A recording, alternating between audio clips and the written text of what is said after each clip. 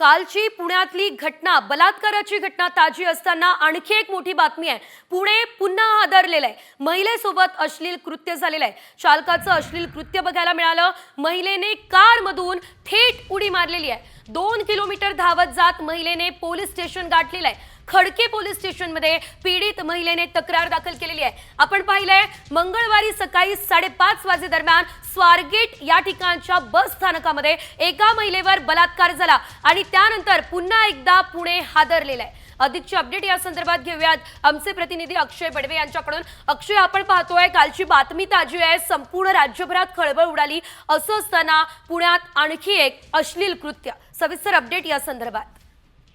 21 February संध्याकाळी 7:30 वाजताची ही घटना आहे। एक महिला सॉफ्टवेअर इंजिनियर जी आहे ती एका कंपनीत काम करते आणि कामावरून सुटल्यानंतर घरी जाण्यासाठी तिने एक कॅब बुक केली होती। कॅब बुक केल्यानंतर कॅब चालकाने तिला तिच्या गाडीत बसवलं आणि त्यानंतर गाडीमध्ये जो आरसा असतो तो तिच्या दिशेने फिरवला आणि त्याच आरशामधून त्या कॅब चालकाने तिच्याकडे बघून अश्लील चाळे जे आहेत ते देखील केले, काही इशारे देखील केले।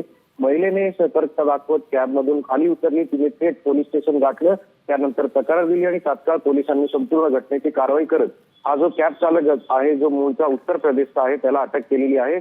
अश्लील कृत्य केलं असून त्यांनी महिलेची छेडछाड केली आहे आणि याच प्रकरणी त्याच्यावर गुन्हा दाखल करून पुढील कारवाई जी आहे ती पोलिसांकडून सुरू आहे। निश्चितच धन्यवाद अक्षय दिलेल्या सर्व सविस्तर अपडेटसाठी। तर एकंदरीत आपण बघितलं अश्लील कृत्य जे आहे ते या चालकानं केलेलं आहे आणि त्यानंतर या महिलेने थेट पोलीस स्टेशन गाठलेलं आहे।